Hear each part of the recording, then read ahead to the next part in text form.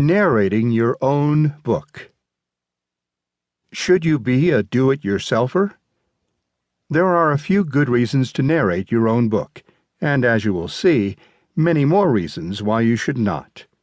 Why you should. 1. It's your book and your words, so you can tell your story best. You know your characters, your story, your subject, and the thinking behind your words better than anyone else. 2. You keep more money. If you pay a narrator, you will either share royalties or pay them up front to produce your audiobook. When you narrate your own book, your audiobook's royalty payments go to you, after your publisher or ACX takes a big chunk of it. 3. You can be your own narrator if you are a trained voice actor. You are a professional actor. You have a background in public speaking. You are a radio air talent or news anchor. You have read a lot of books for volunteer studios like Learning Ally and feel comfortable behind a microphone. None of the above? Then get a professional to do it, please. It really is a lot harder than it looks. You could perform surgery on your own brain, too, but wow, what a mess.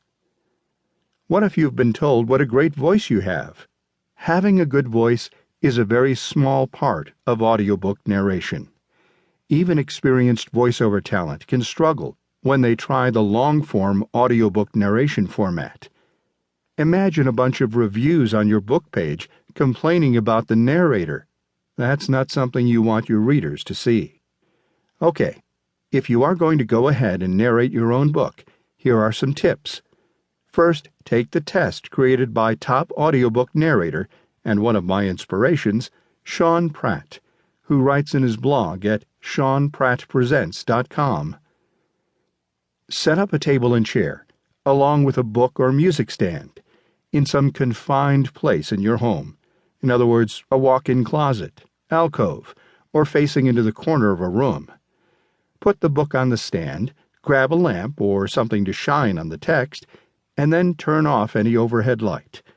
What you're doing is mimicking what it's like to be in a sound booth. Now, read aloud for at least 3 hours a day for the next 2 weeks. If you stumble on a word, stop and begin that sentence again. If you come across a word, phrase, or person that you don't know and can't pronounce, stop. Go online and look it up. No guessing. And don't just drone on and on, people. Your job is to entertain me, the listener. So keep up the energy, delivery, and tempo. Got that? Good. That's the test. Now that you've passed the test, listen to the playback. That will go a long way to tell you whether you should narrate your own book. Narration tricks of the trade.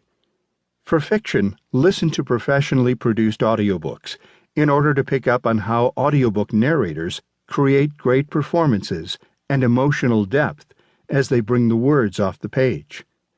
Unless you are paying a producer to be in the recording studio with you, you are entering the world of directionless storytelling. Almost all audiobooks are now narrated by actors without directors. Showcase the story, not your voice. Stop trying to sound good. Don't try to be careful as you read, when the person you are trying to be is not being careful. Use an iPad or Android tablet. You can scroll quietly, see the words better in a dark reading environment, and there are built-in programs that allow you to add notes when absolutely necessary. Reading from your book or 400 pages of paper creates many problems beyond killing trees. First, turning pages is noisy, and it's a noise that will need to be edited out of your recording. With paper pages, you will be tempted to write lots of notes about emphasis or pronunciations. Looking at those notes while you read takes you out of the words, and you won't be paying attention to the most important thing of all, telling the story.